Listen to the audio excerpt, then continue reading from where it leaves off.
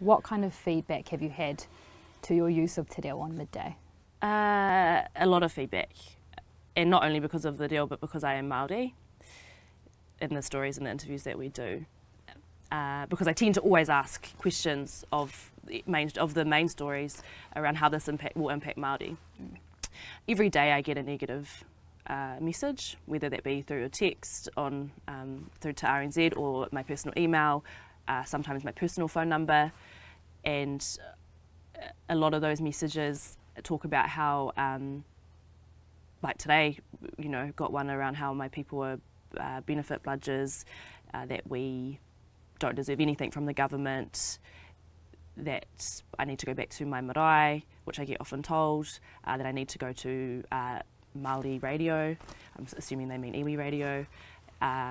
Yeah, so, and and I knew that taking this role, I would get that, and I was warned that that would happen, and so it was no surprise.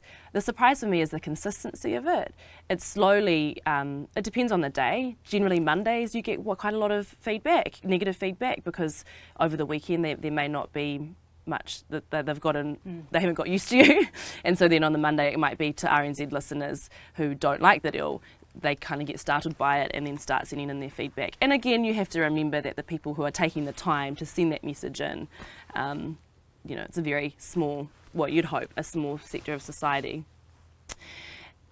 But I also get, on the other hand, I get overwhelmingly positive messages. Not as much.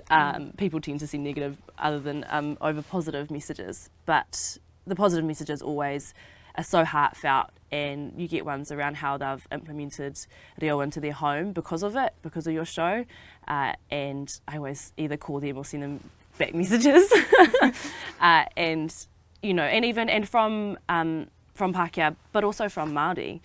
And I got like a fangirl moment. Ngāhi Apanui gave me like a big ups when I was interviewing him, and I was, you get compliments, but I was like, oh, kia ora, thank you for that. I so know that feeling.